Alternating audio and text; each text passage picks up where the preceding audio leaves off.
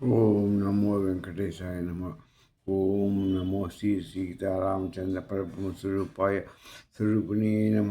ఓం దక్షిణామూర్తే నమ. ఓం ఆచార్య శంకరాచార్య గురుభ్యో నమ. ఓం శ్రీ మాత్రే నమ. మనం ఇవాళ ఎపిసోడ్ 24. ఇందులో ఏం చెప్తుందంటే వాగ్దేవి అనుగ్రహం. పరా పశ్చంతి వాగ్దేవి అనుగ్రహం. వాక్ స్వరూపం అదే బ్రహ్మజ్ఞానం. వాక్ స్వరూపం బ్రహ్మజ్ఞానం. బ్రహ్మజ్ఞానం అంటే మనకు వాక్ శుద్ధి, వాక్ స్వరూపం వస్తుంది. అయితే స్వామి మనకి ఏం చెప్తున్నా అంటే జగత్ సూతే దాత హరిరవతి రుద్ర క్షపయతే తిరస్కుర్వన్నీస సతతమపి తద్వై చిత్రయతి చ సదాపూర్వం సర్వం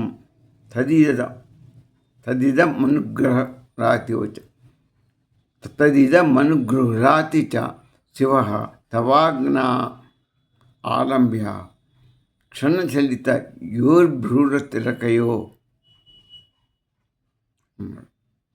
ఏమన్నాడంటే జగత్సూతే దాత హరిరవతి రుద్ర క్షపయతి తిరస్కుర్వన్నీస సతతమపి తద్వై చిత్ర యతి చ సదాపూర్వ సర్వం తదిదమనుగృహ్రాతి చ శివ తవజ్ఞామాలంబ్య క్షణ చలిత భ్రూరతికయో అంటే దాత సృష్టికర్త అయినటువంటి బ్రహ్మదేవుడు. ఫస్ట్ జగత్సూతే విశ్వాన్ని ఆయన మొత్తం సృష్టిస్తున్నాడు. ఎవరు? బ్రహ్మదేవుడు. అట్నే హరి అవతి విష్ణువు ఏం చేస్తున్నాడు? సృష్టిని బ్రహ్మదేవుడు సృష్టిస్తుంటే విష్ణువు దాన్ని రక్షిస్తున్నాడు. రుద్ర క్షపయతి రుద్రుడు ఏం చేస్తున్నాడు? దాన్ని ఆ బ్రహ్మ సృష్టించిన దాన్ని, విష్ణువు రక్షించిన దాన్ని ఈయన లయం చేస్తున్నాడు. ముగ్గురు మూడు పనులు సృష్టి స్థితి లయకారకులుగా పనిచేస్తున్నారు. ఈశ్వరుడు తిరుస్కర్వన్ అంటే తిరోధానం అనే పని చేస్తున్నాడు. ఈ మూడు అవస్థల తర్వాత తిరోధానం అనే అవస్థ ఉంది. సృష్టి స్థితి లయ మొత్తం 5 అవస్థలు. అందులో మొదలు సృష్టి స్థితి లయ అయిపోయిన తిరోధానం. తిరోధానం అంటే మరుగుపరచడం. మొత్తం ఆ శివుడు లయం చేసుకున్న దాని మొత్తాన్ని ఈశ్వరుడు దాన్ని తిరోధానం అంటే మరుగును లోపల మరుగును పరుస్తాడు. మాయతోని దాన్ని కప్పిపాటిస్తాడు. అక్కడికి అసలు ఈ సమానం అంతా అయిపోయిన తర్వాత, అంత లయమైపోయిన తర్వాత అంత మరుగును మాయాశక్తి, తన మాయాశక్తితోని మరుగును పరుస్తాడు. ఆ మాయ అంటే అజ్ఞానము, అవిద్య. అదే మొత్తం. అదే అమ్మవారి పరాశక్తి. పరాశక్తితోని ఆయన మొత్తం మాయాశక్తితోని అమ్మవారి మాయాశక్తి వల్ల దాన్ని మొత్తం మరుగుపరుస్తాడు. అక్కడ అజ్ఞానం తప్పితే అంధకారం, అజ్ఞానం అక్కడ ఏమి నీకు అన్నీ మర్చిపోతారు. ఏమీ తెలియదు. మొత్తం అక్కడ మొత్తం మర్చిపోయి మళ్ళా తిరిగి నీ అక్కడ ఉండేది కారణ శరీరం మళ్ళా ఏర్పడుతుంది. కారణ శరీరం అక్కడ నీవు చేసిన ప్రారంధాల వల్ల, కర్మ ప్రారంధాల వల్ల మళ్ళీ ఏ జన్మో మళ్ళీ ఈశ్వరుడు నీకు అనుగ్రహిస్తాడు. అది తిరిగి మళ్ళీ నువ్వు నీ పాపపుణ్యాన్ని బట్టి, నీ కర్మను బట్టి, నీ యొక్క మొత్తం చిత్త బాక్సులో ఉన్న కర్మలన్నింటినీ లెక్కేస్తాడు. మంచి చెడి అన్నీ చేసి ఆ తిరోధానంలో నీకు అక్కడ ఏం తెలియదు. ఇక అసలు ఇంతకుముందు ఏమున్నది తెలియదు, ముందు ఏం జరుగుతున్నది తెలియదు, ఎట్ట ఏమవుతుంటే అంత మాయ. అక్కడ ఆ తిరోధానంలో మొత్తం మాయ. అసలు ఏమీ తెలియదు. అజ్ఞానం, అంధకారం. నిద్రపోతే నువ్వు సుప్తావస్థనికి ఏమైనా తెలుస్తుందా? తెలియదు. తెల్లవాడుతుంది, నిద్రపోతే గాఢంగా నిద్రపోతుంది, తెల్లవాడుతుంది. కానీ అక్కడ ఏమీ తెలియదు. గాఢ నిద్ర ఆత్మని స్థితి ఏముంటుంది? ఆ తిరోధానం అక్కడ మొత్తం జీవులన్నీ తమ యొక్క స్పృహను కోల్పోతాయి. మొత్తం మళ్ళీ వీటి యొక్క కర్మల్ని అన్నిటిని బేరీజు వేసుకొని ఈశ్వరుడు ఏం చేస్తాడంటే నీ చిత్త బాక్స్‌లో ఉన్న కర్మలను బట్టి బేరీజు వేసి నీకు మన కారణ శరీరాన్ని ఫిక్సప్ చేస్తాడు. మళ్ళీ తర్వాత నేను అనుగ్రహిస్తాడు.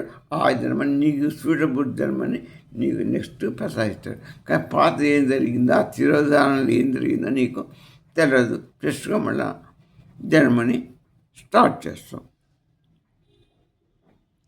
ఇట్లా ఎంతకాలం చేస్తావు? ఇట్లా అనుకరిస్తాడు.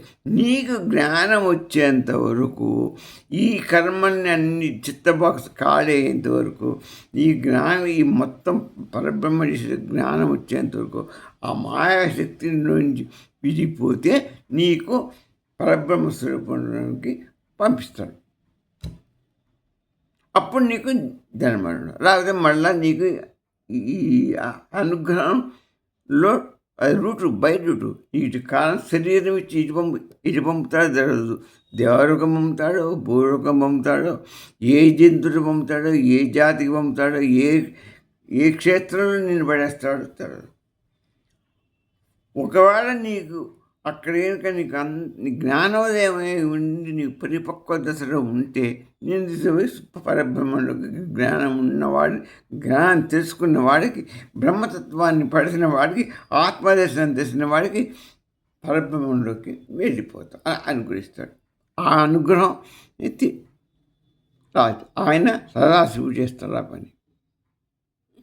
బ్రహ్మ విష్ణు శివుడు తర్వాత ఈశ్వరుడు మాయాశక్తితోని మొత్తం మళ్ళా ప్రకృతిగా అజ్ఞానాన్ని పడేసి మనని జన్మగ్రహణం చేస్తాడు.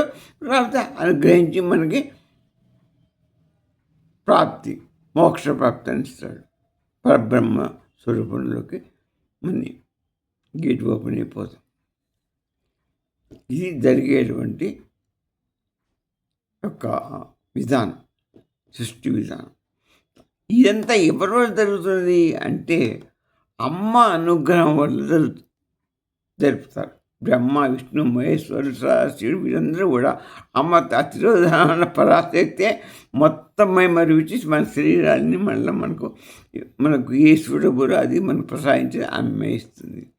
అమ్మే మళ్ళీ పై మనకు జ్ఞానప్రసప్రాప్తి అనే యొక్క దాన్ని ప్రకాశం చైతన్య ప్రకాశం వల్ల మన అన్ని చైతన్యం వల్ల మనకి ఇక్కడ ఈ లోకంలో మనకి ఆమె దిక్కు పై లోకాన్ని పంపించినా కూడా ఆ యొక్క మనకు బ్రహ్మజ్ఞానాన్ని ఇస్తే మనం పైకి వెళ్ళిపోతాం. అమ్మ యొక్క భూమధ్యలో ఉన్నటువంటి ఆజ్ఞా స్వరూపమే ఇక్కడ ఉంటుంది. ఆజ్ఞాచక్రం. ఆజ్ఞాచక్రం వల్ల ఈ పనులన్నీ జరుగుతుంటాయి. అమ్మ యొక్క భ్రూణతికి తీగ వంటి కన్ను బొమ్మల మధ్య ఆజ్ఞాచక్రం నుంచి అమ్మ కనసగలతోనే మొత్తం నడుస్తుంటుంది. ఆ ఆజ్ఞ వల్లనే ఎంత జరుగుతుంది. అదే శంకరాచార్య గారు ఈ శ్లోకంలో చెప్పిన భావం. ఏమంటున్నాడు?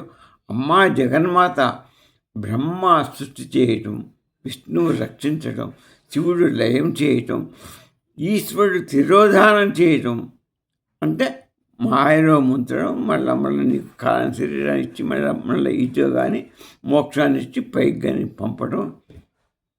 అదంతా తాత సదాశివుడు అనుగ్రహం చేయటం. కానీ ఈ 5 పంచకృత్యాలు నీ కన్ను బొమ్మల మధ్యన ఆజ్ఞాచక్రంలోంచి చిన్న కదలిక అనే ఒక ఆజ్ఞ ద్వారానే నడుస్తుంది, జరుగుతుంది మొత్తం. ఆ పంచబ్రహ్మ సైతం ఈ ఆజ్ఞకులోనే మొత్తం ఈ పంచకర్మలు చేస్తున్నారు, ఈ సృష్టి మొత్తం నడుపుతున్నారు అని మన శంకరాచార్య గారు చెప్తున్నారు. అంటే అమ్మవారు యొక్క శక్తి లీలామాత్యం అటువంటిది. ఇక దీన్ని శంకరాచార్య గారు చెప్పింది ఇది. దీన్ని భాస్కరరాయలు గారు వారు మహాపండితులు, వారు కూడా విద్యారహస్యం ఈ విద్య గురించి బాగా తెలుసు పండితుడు. వారు ఏమన్నారంటే ఆయన మహామంత్రవేత్త భాస్కరరాయలు వారు సౌభాగ్య భాస్కరం, వరవస్య రహస్యం అని పుస్తకాలు గ్రంథాలు రాశారు.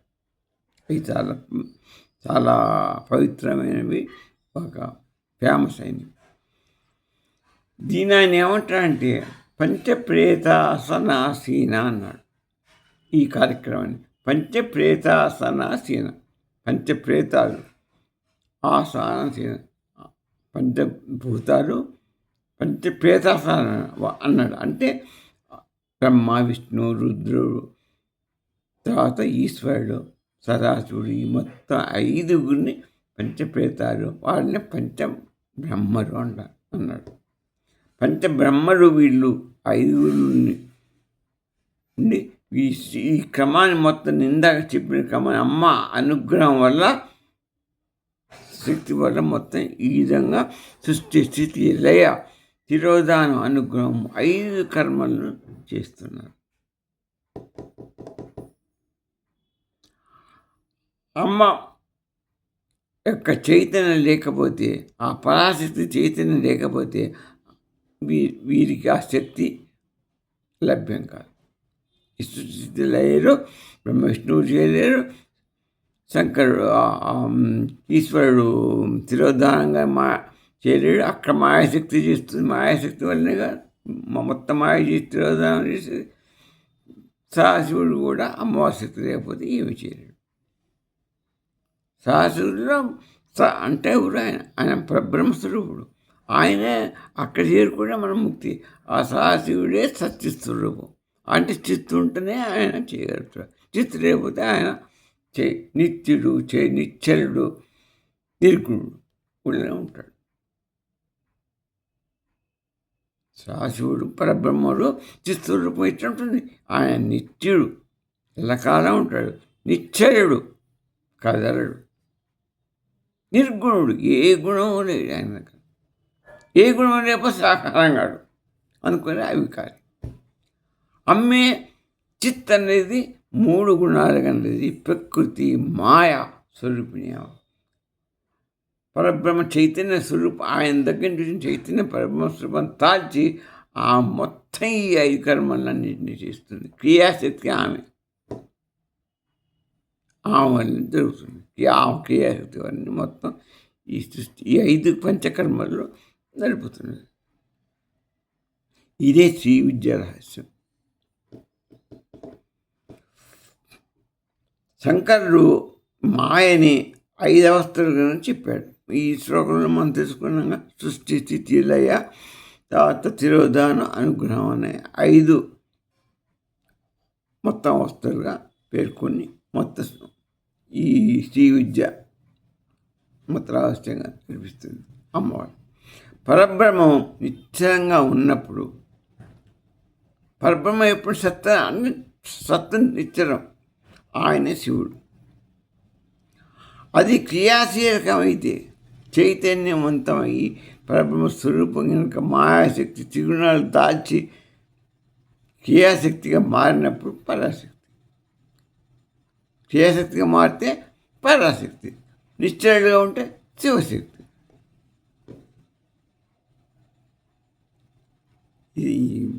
ఇదే శ్రీ విద్య, బ్రహ్మ విద్య, పరా విద్య.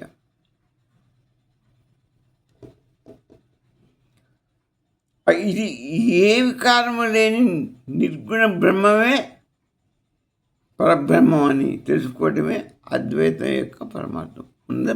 పరబ్రహ్మమే అది నిర్గుణ పరబ్రహ్మము, శుద్ధమైనటువంటిది. మన మామూలుగా స్ఫటికమైన పరిశుద్ధమైన స్ఫటిక స్వరూపం, నిశ్చల స్వరూపం, చైతన్య స్వరూపం, నిర్గుణ స్వరూపం, పరబ్రహ్మ స్వరూపం, అద్వైత పరమార్థం. దీన్ని రమణ మహర్షి గారు ఏం చెప్పారంటే, ఈ పంచకృత్యాలు ప్రతి జీవుని అందు మామూలుగా మనస్సులో ప్రతి క్షణం జరుగుతూనే ఉంటాయి. మనలో ప్రతి నిత్యము ప్రతి క్షణం జరుగుతూనే ఉంటాయి అని చెప్పారు ఎవరు? రమణ మహర్షి గారు. ఈ 5 కృత్యాలు ఎక్కడో బయట లేవు. పరమాత్మ ఆత్మస్వరూపంలో మనలో ఉన్నాడు. ఆయన ఇది జరుపుతుండ మనలో ఎప్పుడు జరుగుతున్నాయి. ఈ జాగ్రత్త అవస్థ మన దగ్గర కనపడుతుంది. మనకి స్వప్నావస్థ మన దగ్గర ఉంది. ఆ తర్వాత సుషుప్తావస్థ ఉంది. ఆ సుషుప్తే లయం, సుషుప్తావస్థ మళ్ళా తిరోధ అజ్ఞానం. అక్కడ ఏమి గాఢ అంధకారం నిద్రపోతే నీకు అదే అజ్ఞానం, అదే మాయ. నీకు అక్కడ ఏమి గుర్తుండదు. గాఢ నిద్రలో అది నువ్వు అనుభవిస్తున్నాను. మళ్ళీ తెలివిన పడతావు. అనుగ్రహం, ఆ భగవానుడు నీకు మళ్ళీ పరమాత్మ నీకు అనుగ్రహిస్తే మళ్ళీ నీ లోక వ్యవహారంలో మళ్ళీ పడుతున్నావు. ఈ 5 పనులు ఎప్పుడు నడుస్తున్నావు నీకు. గంటగా ఏదో ఆలోచిస్తూ ఉంటావు, అది ఆ పని చేస్తావు. ఈ సృష్టి నువ్వు సృష్టిలో అంటే ఏంటి? ఏదో ఒకటి నీ మనసు కోరుతుంది, ఇచ్ఛాశక్తి, జ్ఞానశక్తి, బుద్ధి ప్రాణిస్తుంది, క్రియాశక్తి నడుస్తున్నాడు, ప్రాణం చేసి నడుస్తున్నాడు. ఈ 3 శక్తులే సృష్టి స్థితిలో.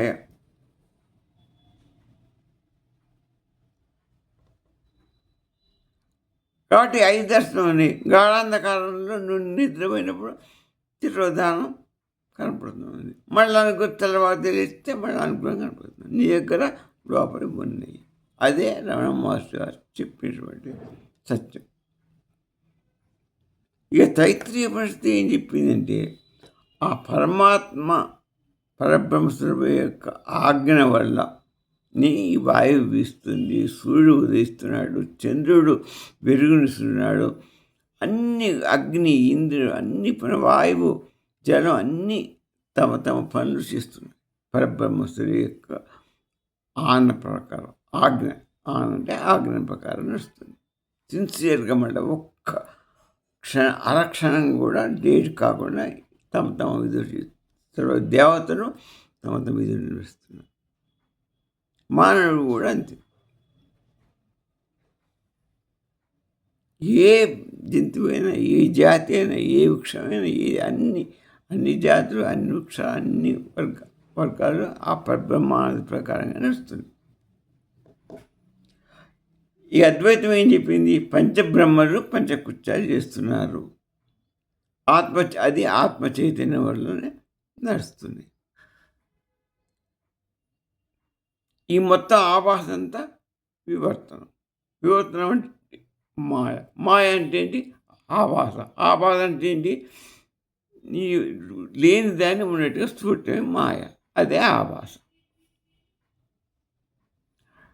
ఈ ద్వైతం వాళ్ళేం విశ్వద్వైతం చెప్పంటే, నారాయణుని యొక్క సంకల్ప లీలా విలాసమే ఈ పంచకృత్యాలు అని వాళ్ళు చెప్పారు. ద్వైతం ఏం చెప్పింది? విష్ణు యొక్క, పరమేశ్వరి యొక్క సర్వస్వతంత్ర ఇద్దరు.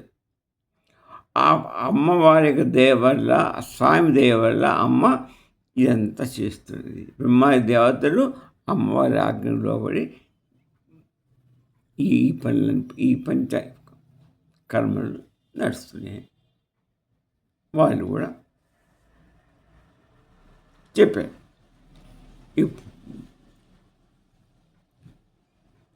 అయితే ఇప్పుడు వాళ్ళు చెప్పింది